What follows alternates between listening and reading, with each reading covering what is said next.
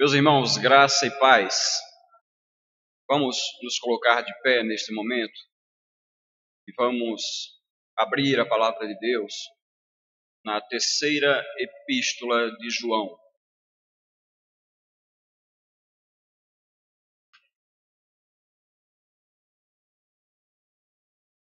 Terceira epístola de João.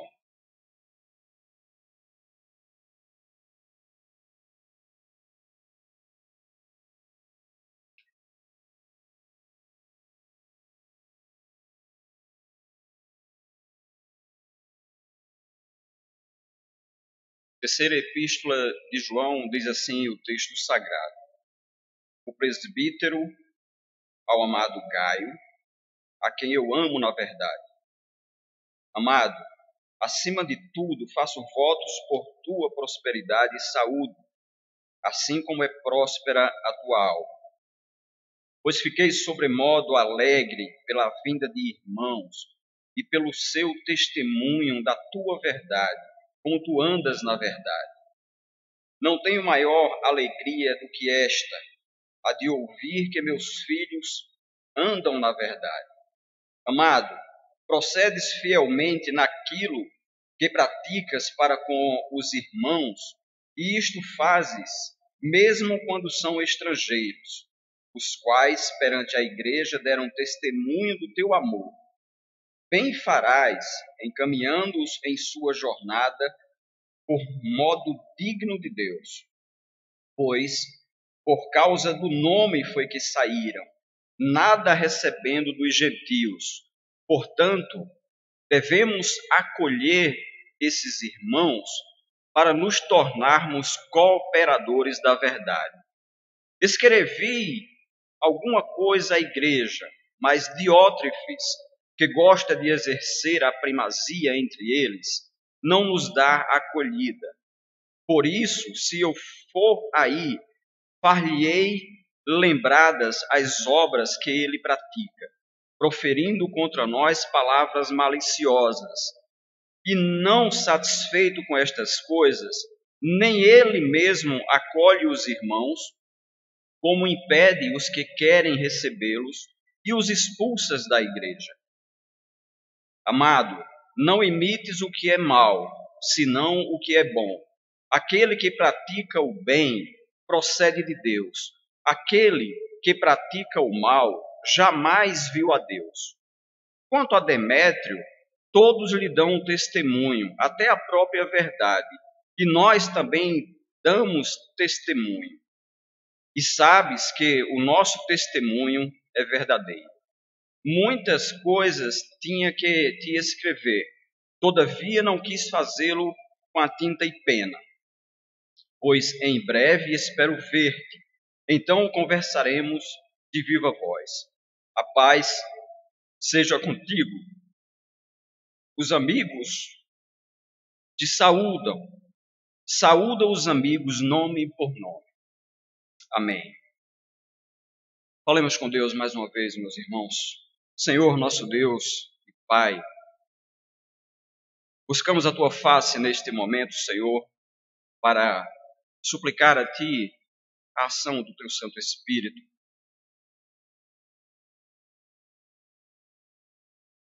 Para que possamos, ó Senhor, entender a Tua palavra, ser fiel à Tua palavra, glorificar Teu nome por meio dela. E a Tua palavra é a verdade. Nos ajuda neste momento. Nós suplicamos em nome de Jesus. Amém. Podem se assentar, meus irmãos, e, por favor, mantenham suas Bíblias abertas na terceira epístola de João. Meus irmãos, o apóstolo João, tanto na segunda como na terceira epístola, se identifica apenas como o presbítero. Ele escreveu a segunda epístola para alertar a igreja sobre os falsos, o perigo dos falsos mestres, e tratou do aspecto negativo da hospitalidade, mostrando que os crentes não deveriam receber em suas casas os falsos mestres. A terceira epístola, João escreve para alertar a igreja sobre os falsos líderes e trata do aspecto positivo da hospitalidade, dizendo que os crentes devem abrir as suas casas para os missionários e os pregadores itinerantes.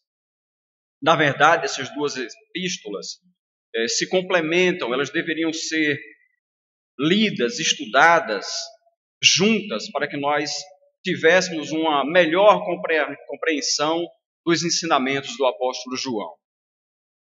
A palavra-chave que vai aparecer nessa epístola é a palavra testemunho, versos 3, 6 e 12.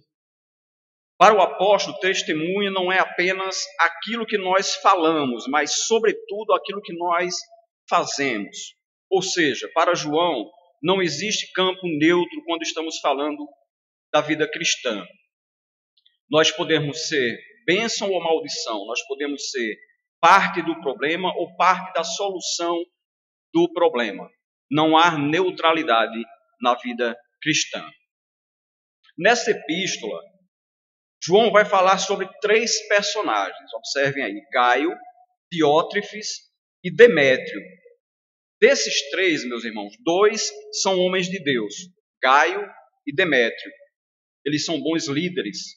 Mas um deles, que é Diótrefes, é um líder ditador e egoísta, que não está preocupado com o bem da igreja, se preocupa apenas com ele mesmo. Isso já nos ensina, meus irmãos, que na igreja militante existem crentes verdadeiros e crentes falsos. Na igreja visível tem o trigo, mas também tem o joio. E o Senhor Jesus deixou isto muito claro na parábola do joio, que está lá em Mateus 13, de 24 a 30. Na igreja visível tem ovelhas e tem lobos.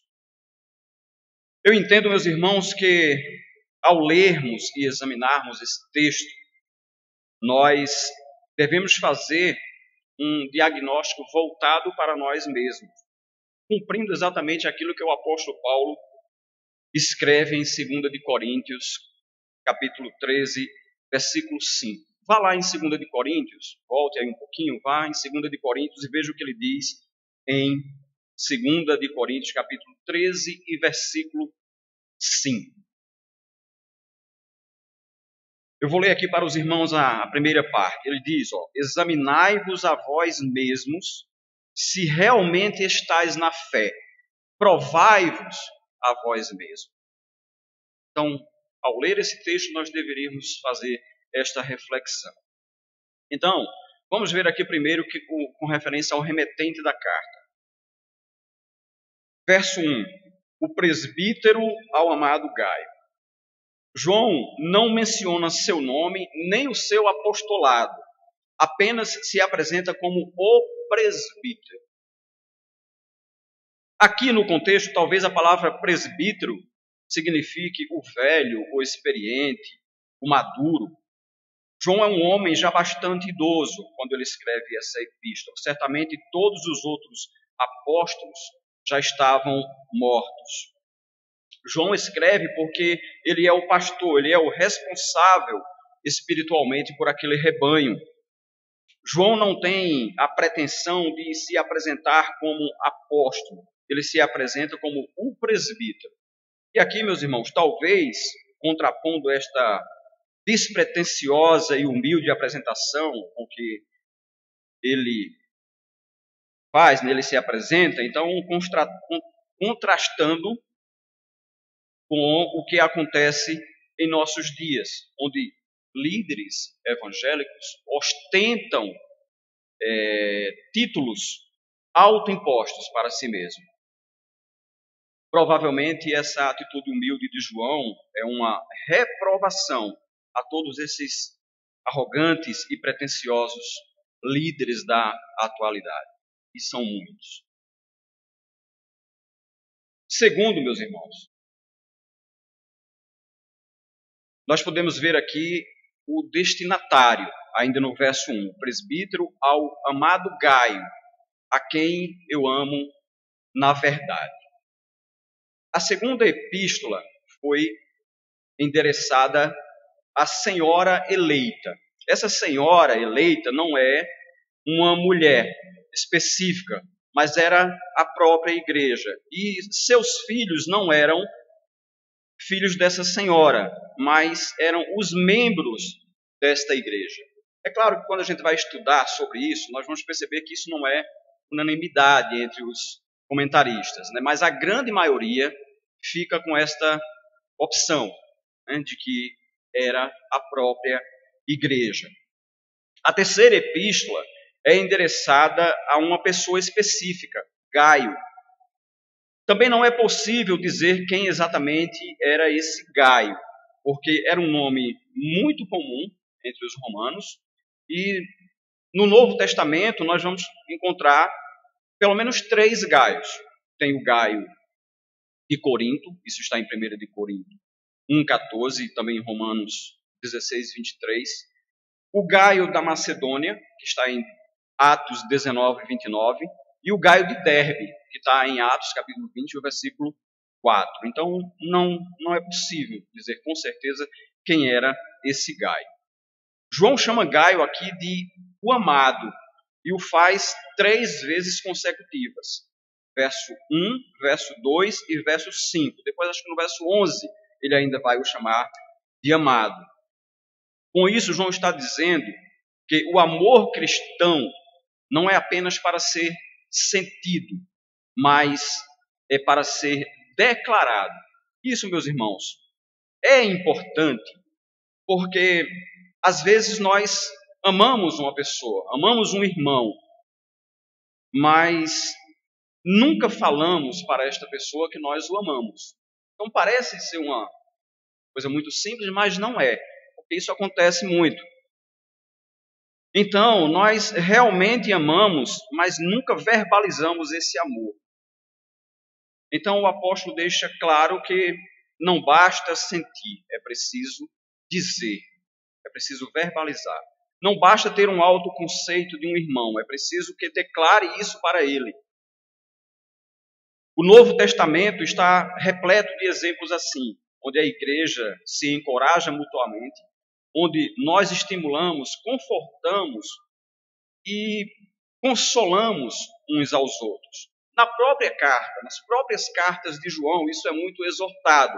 Veja aí, por exemplo, 1 de João 3, só voltar uma folhinha aí, 1 de João 3 e o verso 18. Veja o que é que diz.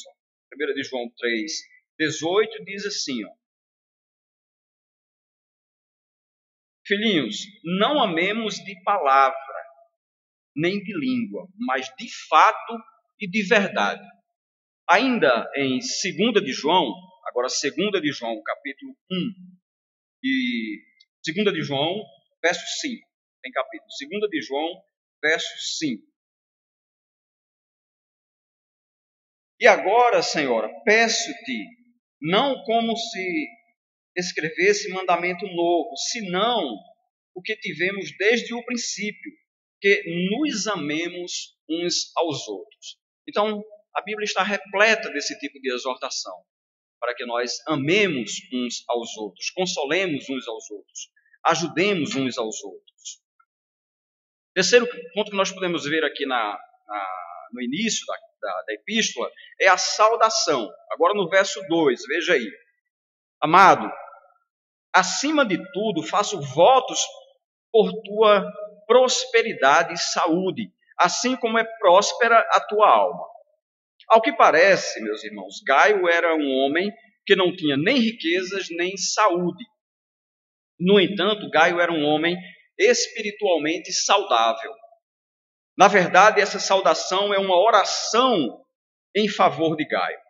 João está nos ensinando aqui que é legítimo orar pela prosperidade e pela saúde física de um irmão. E isso sem cair no engano da teologia da prosperidade. Porque eles dizem que se você tem fé em Deus, você vai ser rico, vai ganhar muito dinheiro, você vai ter saúde plena, né? Ou seja, seus problemas acabaram a partir do momento que você crê em Deus. Então, meus irmãos, nós podemos orar e devemos fazer isso sem cair nesse engano. Contudo, nós devemos orar pela prosperidade e pela saúde física dos irmãos.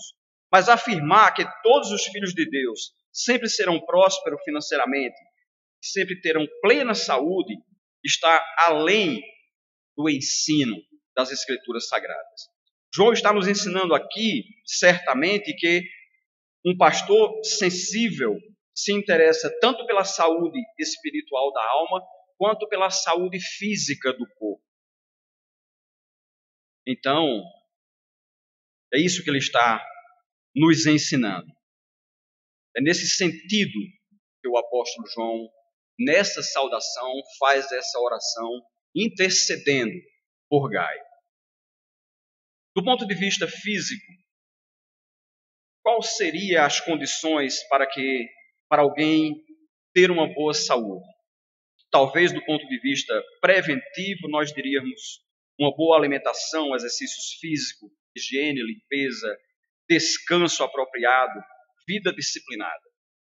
Humanamente falando, meus irmãos, geralmente são essas as orientações que os médicos nos dão para que tenhamos uma boa saúde.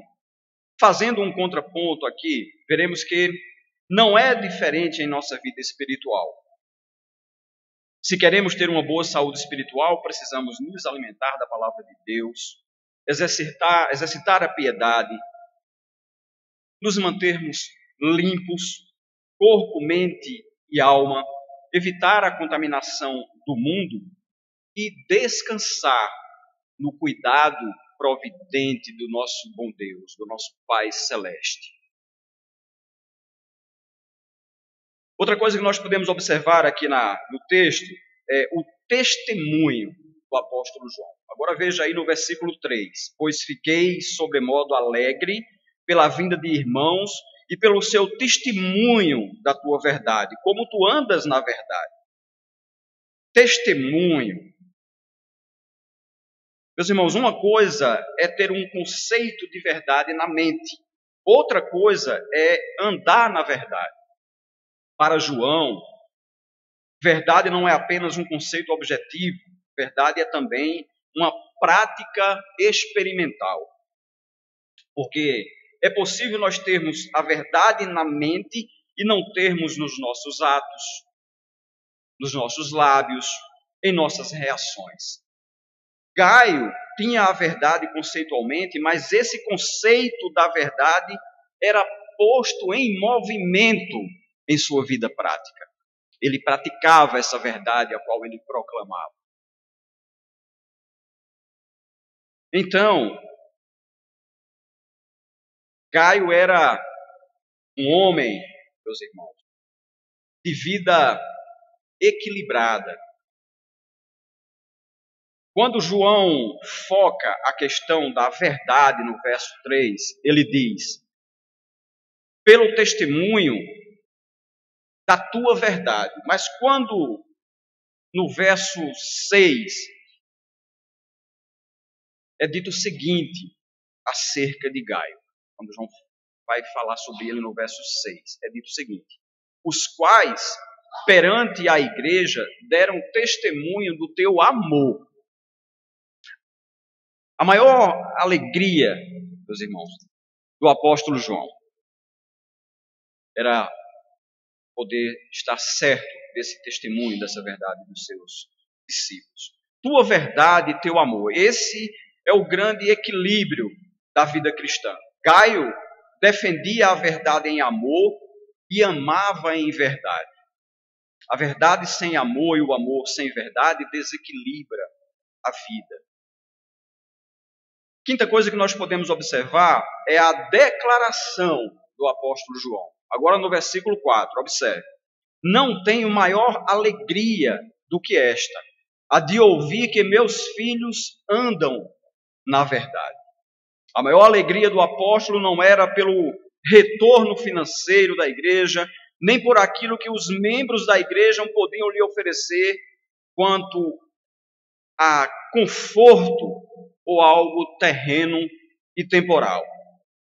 O que gerava alegria no coração do apóstolo, meus irmãos, era ver que aqueles crentes, os seus filhos na fé, estavam comprometidos com a verdade que tinham aprendido por meio dos ensinamentos do apóstolo João. João está preocupado com a essência da verdade. Ele não admite que os seus filhos na fé transijam com a verdade. Ele não se contenta em que seus filhos apenas tenham essa verdade conceitual. Eles precisam praticar essa verdade. É o que o apóstolo chama de andar na verdade. E essa é a sua maior alegria, a sua maior recompensa. Quando lermos a palavra de Deus, percebemos que os crentes primitivos, desde os apóstolos, eram alegres. A alegria dos cristãos era contagiante. Nós percebemos isso quando fazemos a leitura da palavra de Deus. Era algo que impactava as pessoas. Isso é algo, meus irmãos, que nós precisamos refletir. Será que as pessoas veem em nós essa alegria contagiante? Será que as pessoas, ao conversarem conosco, percebem uma alegria de Deus em nossa vida? Uma alegria indizível e cheia de glória que transborda do nosso coração? João está dizendo que isso era motivo de celebração para ele. A alegria de ver que seus filhos andavam na verdade.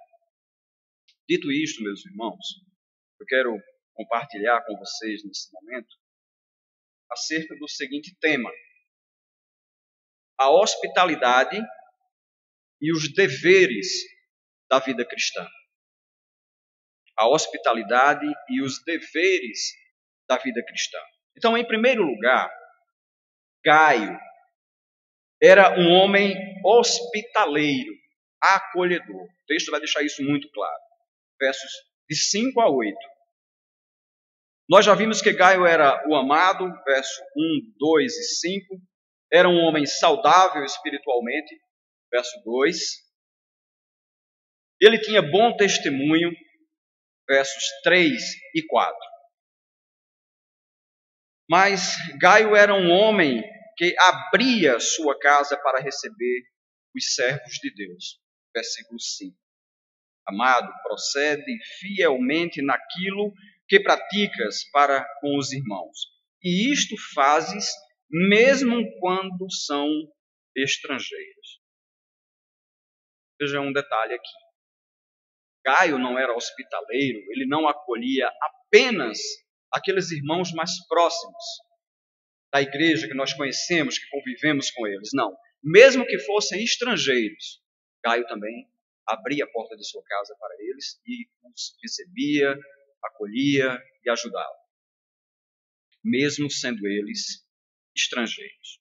João está querendo dizer que Gaio era um homem dado à hospitalidade, era um homem que tinha a casa aberta para receber, o coração aberto para acolher e o bolso aberto para ajudar.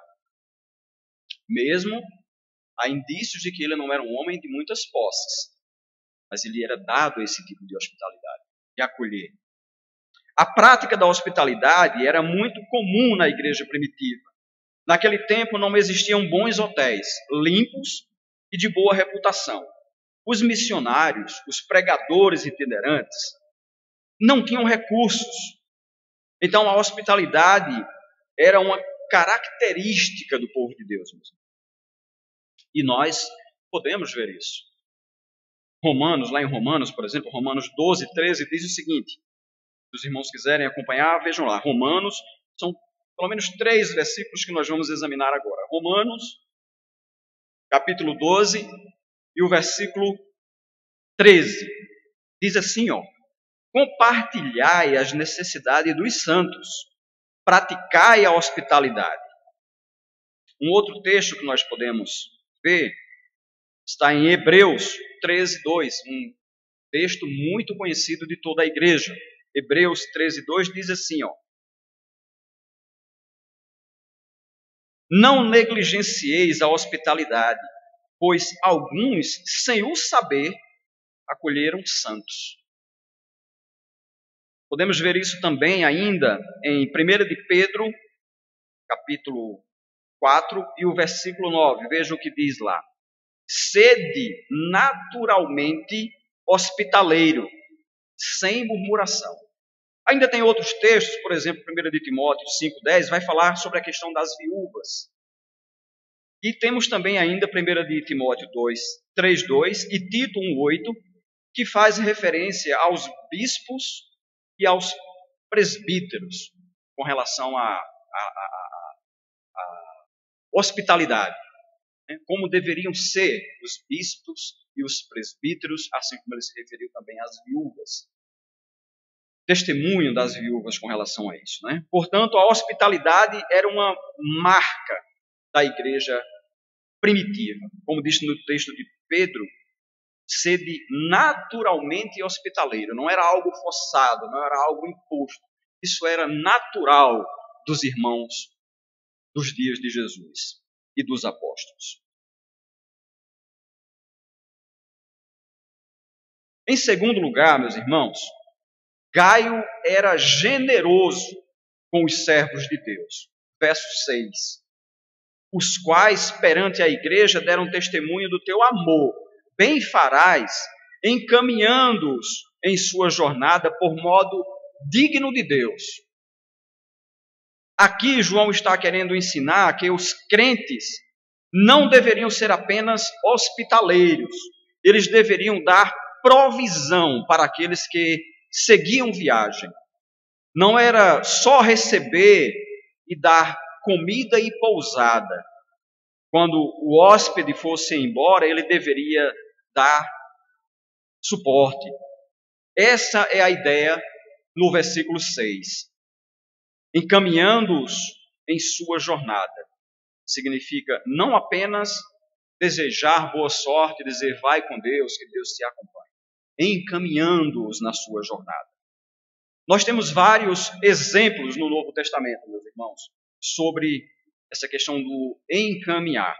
Paulo pediu à igreja de Corinto para encaminhar Timóteo em paz na sua viagem. Isso está em 1 de Coríntios 16, versos 10 e 11. Paulo, junto com Barnabé, foram encaminhados pelas igrejas para irem a Jerusalém. Aquela questão de Atos, capítulo 15. Isso está ali nos versículos 2 e 3, onde narra ali aquela ida de Paulo e Barnabé à igreja de Jerusalém para tratar aquelas questões que foram levantadas na ocasião. Em 2 de Coríntios, Paulo pede para ser encaminhado à Judéia. 2 de Coríntios 1, verso 16. Paulo pede à igreja de Roma para o encaminhar à Espanha. Isso está em Romanos 15, versículo 24. Então vejam, meus irmãos, encaminhar significa dar provisão, dar sustento, orar por eles, orar com eles, acompanhá-los até certo ponto da viagem. Gaio era alguém que fazia tudo isso. Tudo isso deve ser feito de maneira que glorifique a Deus. Ou seja, João está ensinando que nem todos podem ir, mas todos podem contribuir. Em terceiro lugar, vejamos agora o testemunho de Gaio perante os incrédulos. Verso 7. Pois por causa do nome foi que saíram, nada recebendo dos gentios. Diferente dos falsos mestres, que o apóstolo denuncia na segunda epístola, porque pregavam heresias, prejudicavam a todos. Nós sabemos que naquela época já estava sendo, os princípios do gnosticismo já estavam sendo ali, sendo colocado por esses falsos mestres. Mas esses verdadeiros evangelistas saíam motivados pelo nome de Cristo, nome que é sobre todo nome. Eles queriam honrar o nome de Jesus. Paulo, por exemplo, diz que por esse nome está disposto, está pronto a morrer. Isso está em Atos capítulo 21 e o versículo 13. Em Atos 5 e 41 diz que a injúria pelo nome de Jesus era motivo de alegria para a igreja. Quando esses pregadores saíam para anunciar o nome de Jesus, eles não buscavam sustento dos pagãos. Eles não queriam que os recursos para sua manutenção viessem dos gentios que não conheciam a Deus. Eles entendiam que fazia parte da própria igreja sustentar a obra de Deus quando ela era feita do jeito de Deus. Isso não significa, meus irmãos, que os gentios não possam contribuir. Mas essa responsabilidade é da igreja de Deus, é do povo de Deus. Essa missão é do povo de Deus, sustentar a obra e os obreiros de Deus. Esses homens não cobravam para pregar. E isso denuncia uma prática muito triste nos nossos dias. Porque hoje tem muitos pregadores, meus irmãos, que estão cobrando cachês e antes de cumprir a sua agenda, exigem o pagamento antecipado.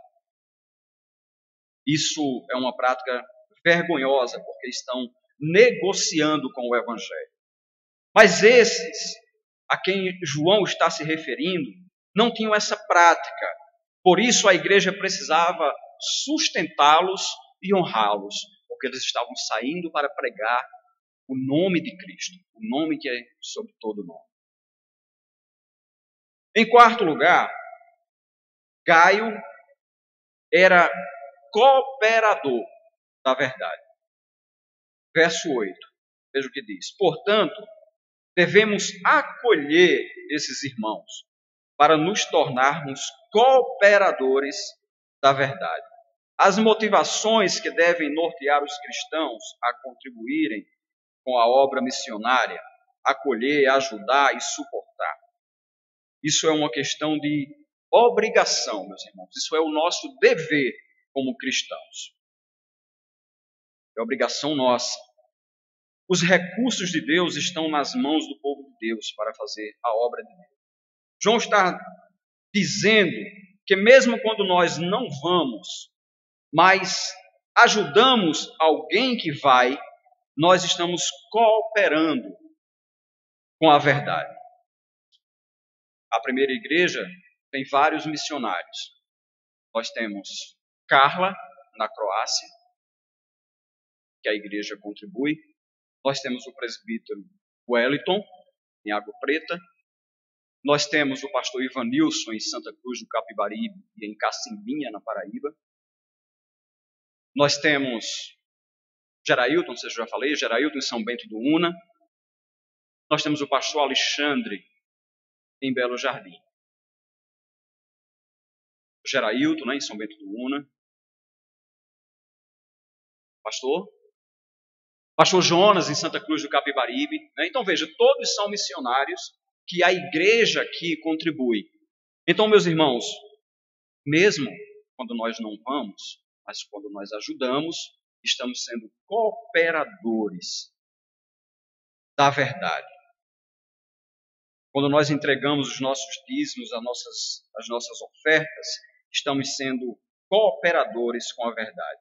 Cada Bíblia que é doada, cada folheto que é entregue, cada visita que é feita, cada mensagem em cada um desses lugares onde nós temos os missionários, quando isso acontece, nós estamos cooperando com a verdade, porque a igreja é um só corpo. Em quinto lugar, meus irmãos, João nos apresenta Diótrefes. Eu não quis me estender muito com as qualidades de Diótrefes. Me ative mais às qualidades de Gaio. É um exemplo, é um modelo a ser seguido. Mas aqui, João nos apresenta Diótrefes, versos 9 e 10. Aqui João nos mostra o contraste de um líder acolhedor, Gaio, para um líder arrogante, ditador, Diótrefes. De um líder que abençoava os que chegavam na igreja para um líder que expulsavam as pessoas que chegavam na igreja. Diótrefes era um líder soberbo. Ele queria ser o maior, ao invés de ser o servo de todos. Ele buscava sua própria honra e não glorificar a Deus.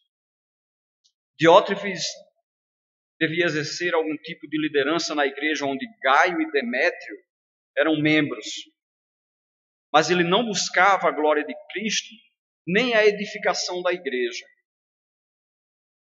Ele não estava preocupado com a verdade de Deus. Ele rejeitava o apóstolo João. Diótrefes era amante da preeminência. No verso 9 vai dizer.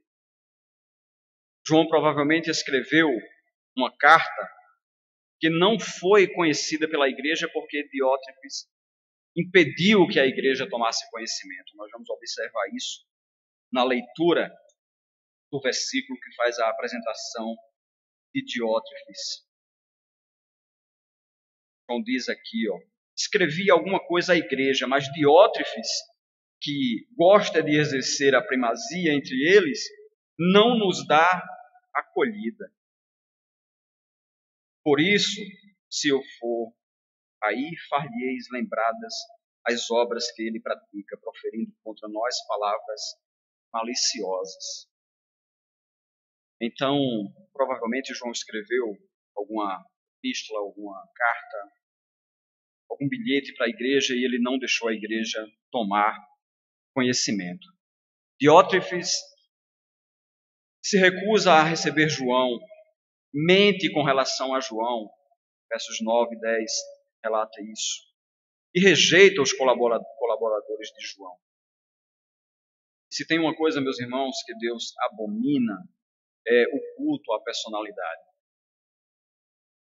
É colocar alguém num pedestal. Na igreja, todos nós estamos nivelados no mesmo patamar. Todos nós somos servos de Deus. Lá na primeira carta aos Coríntios, no capítulo 3, todo mundo conhece essa passagem, onde a igreja está muito dividida, muitas dissensões, está muito dividida.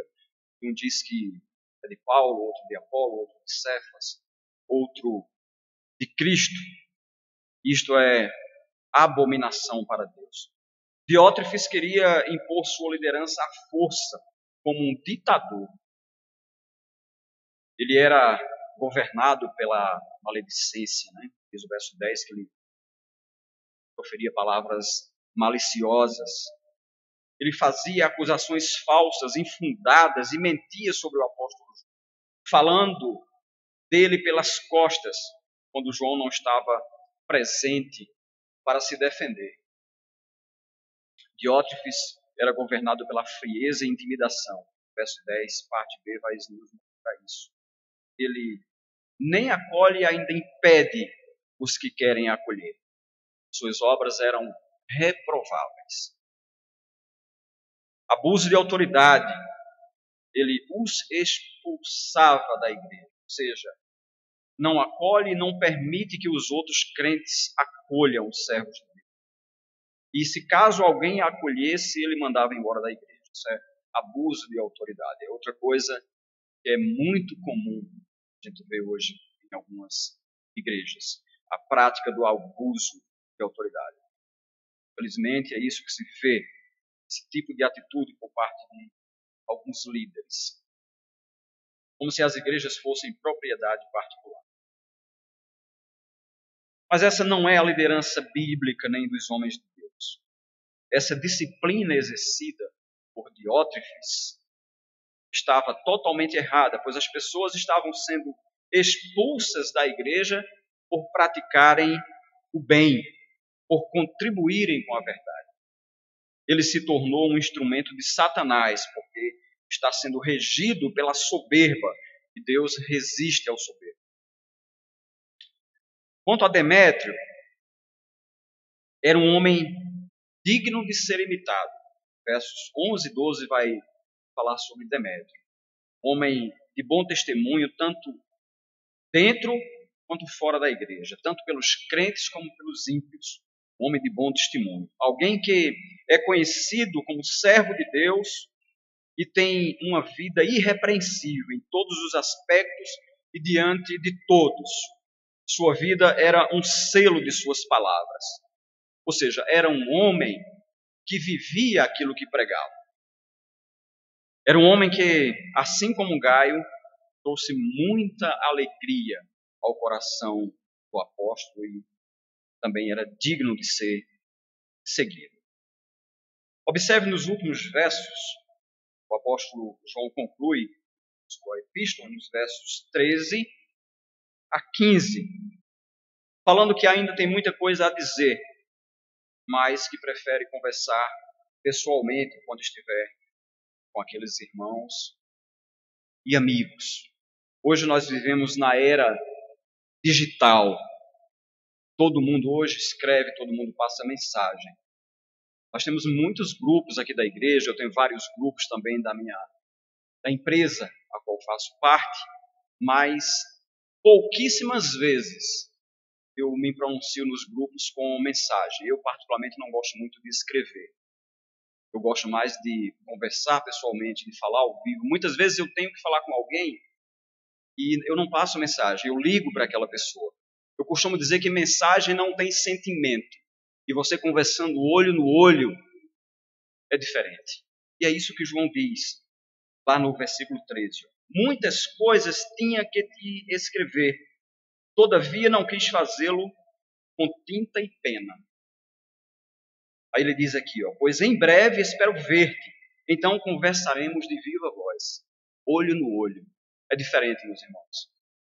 A conversa, você passa sentimento na sua fala, no seu olhar, no seu contato visual. Escrever, digitar, não tem sentimento. Mensagem não tem sentimento. Então o apóstolo diz que em breve estará com aqueles irmãos e que aí sim colocará todos os assuntos em dias. Tratará sobre tudo. Ele conclui a carta, verso 15, dizendo: a paz seja contigo. Os amigos te saúdam. Saúda os amigos nome por nome. Aqui ele conclui a sua carta. Também quero concluir neste momento com algumas breves lições e exortações finais para a nossa vida. Primeiro, meus irmãos, que nós possamos exercitar a hospitalidade. Às vezes nós não recebemos visita de irmãos saudosos porque não nos colocamos à disposição para recebê-los. Existem tantos irmãos. Aqui nós estamos na igreja, todo domingo nós nos encontramos aqui, conversamos, matamos saudade, mas tem muitos irmãos que nós amamos que estão distantes. Irmãos que já passaram aqui pela igreja, irmão que nos conhece de outras comunidades, que deseja nos reencontrar. Talvez sintam vontade de estar presente, de nos ver, fazer uma visita à igreja, mas às vezes por falta de condições não vêm. Então que nós pratiquemos, exercitamos, venhamos a exercitar a hospitalidade. E deixar isso claro para que os irmãos tenham conhecimento disso e no caso de uma necessidade de voltar à comunidade, de rever os irmãos, de poder ter esse contato, estejam certos de que virão e serão acolhidos. Então, primeiro que nós possamos exercitar a hospitalidade. Segundo, que possamos ser generosos com os irmãos em Cristo. Se pudermos ajudar alguém que realmente esteja precisando, devemos fazê-lo.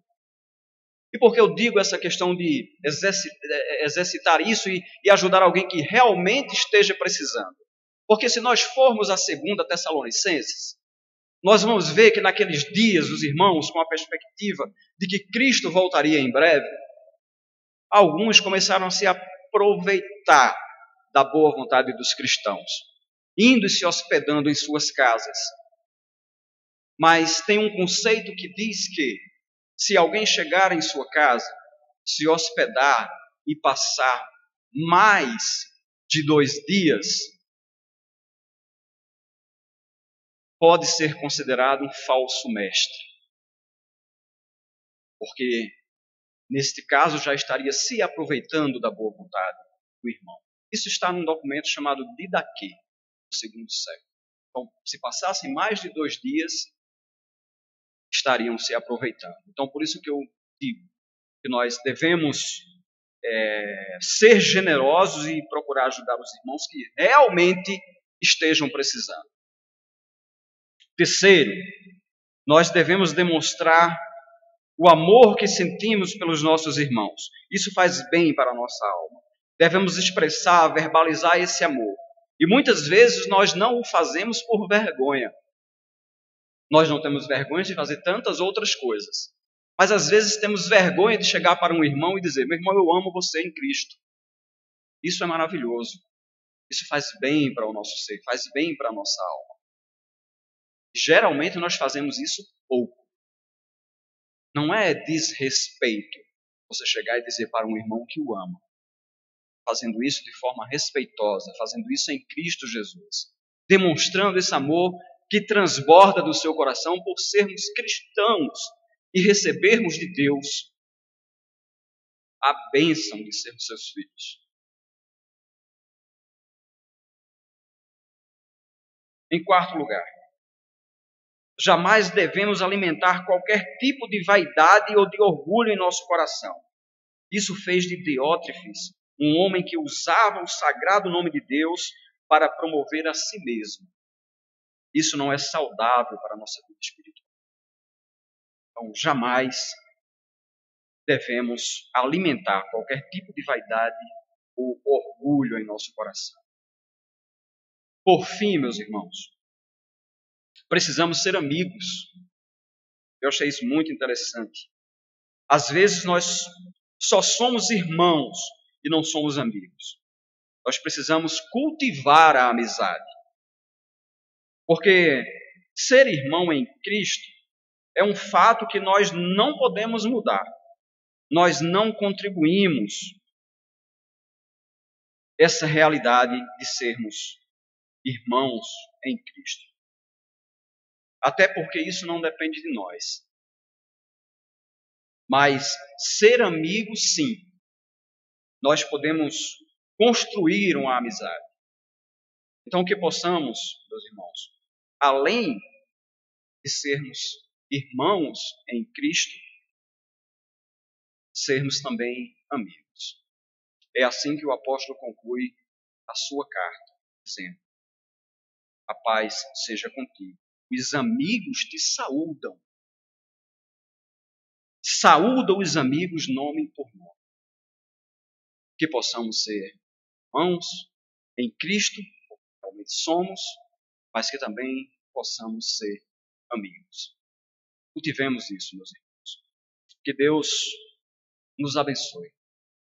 Curve a sua fronte e vamos falar com Deus mais uma vez.